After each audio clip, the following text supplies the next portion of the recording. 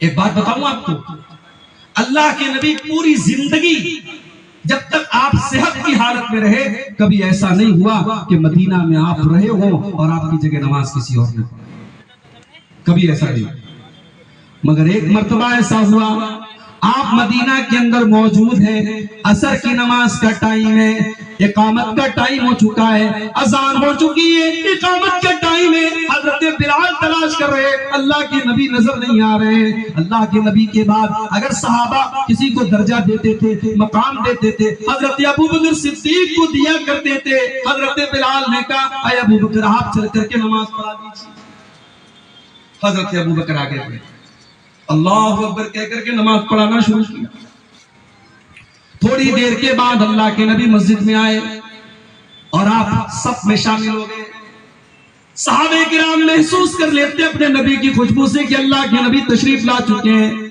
اب صحابہ کرام کے لیے بڑی عجیب بات ہے کہ اللہ کے نبی آ چکے ہیں، اب ابوبکر نماز کیسے پڑھائیں گے؟ صحابہ تالی بجانے لگے، صحابہ کرام تالی بجانے لگے کہ ابوبکر جلدی سے پیچھے چلے آؤ، اللہ کے نبی آ چکے ہیں۔ بہت زیادہ تالی بجانے لگے۔ حضرت ابوبکر نے کنکی سے دیکھا تو سب کے اندر اللہ کے پیارے نبی نظر آئے۔ اللہ کے پیارے نبی نے ہاتھ سے اشارہ کیا کہ ابوبکر تم کنٹینیو رکھو، تم نماز پڑھاتے رہو، لیکن ابوبکر صدیق نہیں رکے اور جلدی سے پیچھے چلے آئے، پیچھے سب میں چلے آئے۔ سب میں صحابہ نے جگہ بنا دی اور پیچھے سب میں چلے آئے۔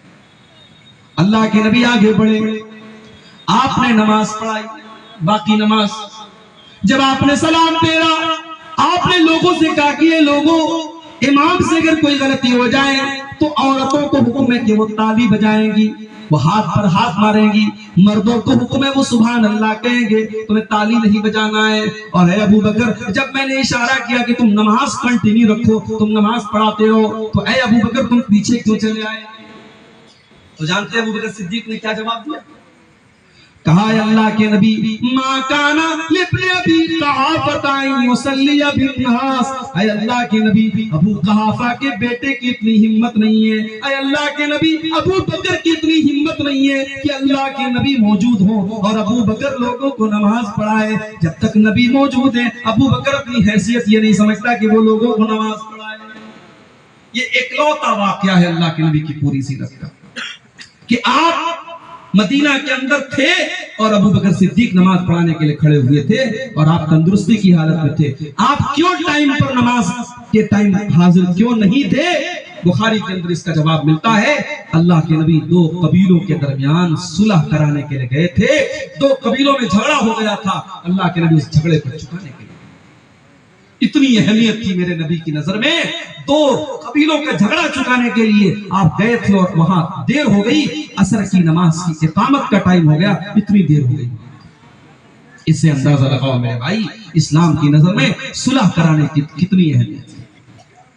جھوٹ بولنا کتنا بڑا پاپ ہے۔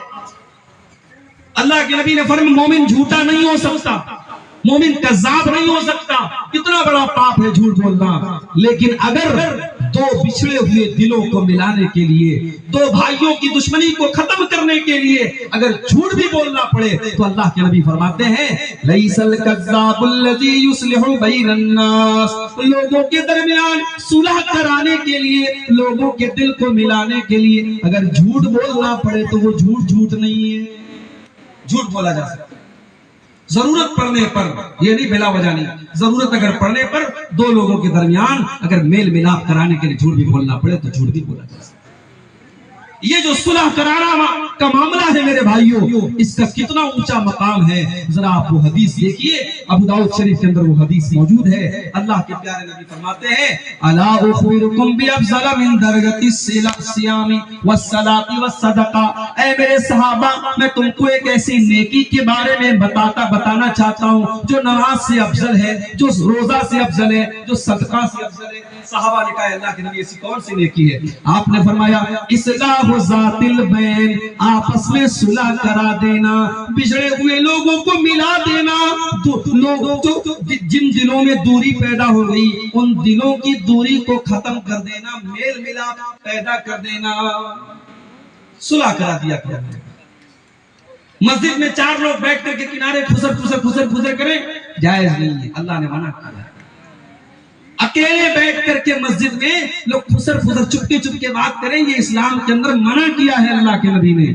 لیکن اگر دو بھائیوں کے درمیان صلح کرانے کے لیے اگر کچھ لوگ چپکے چپکے بات کر رہے ہیں تو اللہ تعالیٰ فرماتا ہے سورہ نساء کے اندر، لا خیر فی کثیر من نجواہم الا من امر بصدقۃ او معروف او اصلاح بین الناس۔ وہ لوگوں، تمہیں چپکے چپکے بات کرنے کی اجازت نہیں ہے، تمہیں کنارے بیٹھ کر کے خسر خسر کرنے کی اجازت نہیں ہے، لیکن ہاں اگر کسی کو تم صدقہ خیرات کرنے کا حکم دے رہے ہو، کسی کو نیکی کا حکم دے رہے ہو، یا لوگوں کے درمیان صلح کرا رہے ہو، لوگوں کے درمیان میل ملاپ کرا رہے ہو، تو اس کے لیے تم چپکے چپکے بات بھی کر سکتے ہو۔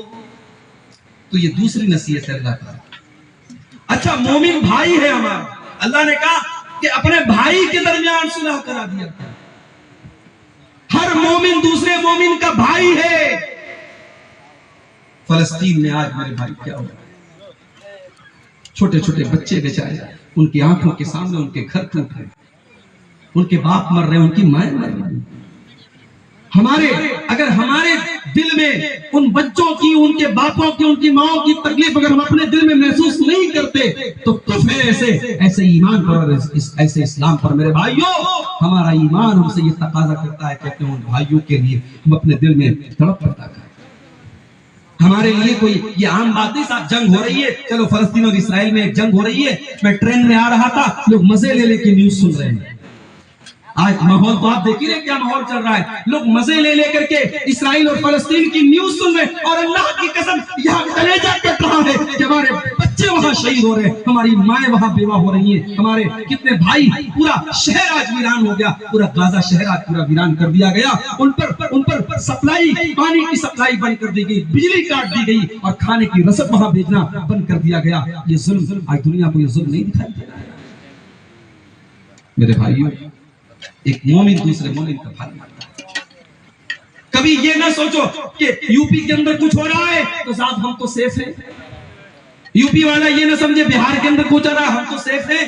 پوری دنیا کا مومن، پوری دنیا کا مسلمان اپنے مسلمان بھائی کو بھائی سمجھے، اس کی تکلیف کو اپنی تکلیف سمجھے، اس کے درد کو اپنا درد سمجھے۔ اسی لیے اللہ کے نبی فرماتے ہیں، المومن للمومن کالبنیان یشد بعضہ بعضا۔ ارے مسلمان تو مسلمان کے لیے ایک بلڈنگ کی طرح ہوتا ہے، ایک عمارت کی طرح ہوتا ہے۔ بلڈنگ کھڑی ہوتی ہے، اس میں پلرز ہوتے ہیں، اس میں اینٹیں ہوتی ہیں، اس میں سیمنٹ ہوتا ہے، اس میں چھڑ ہوتا ہے۔ بلڈنگ کا ہر میٹیریل دوسرے میٹیریل کو طاقت دیتا ہے، بلڈنگ کا ہر پارٹ دوسرے پارٹ کو طاقت دیتا ہے۔ اللہ کے نبی فرماتے ہیں مومن کے لیے بلڈنگ میٹیریل کی طرح ہے، جیسے بلڈنگ کا ہر پارٹ دوسرے پارٹ کو طاقت دیتا ہے، مومن کو طاقت پہنچاتا ہے۔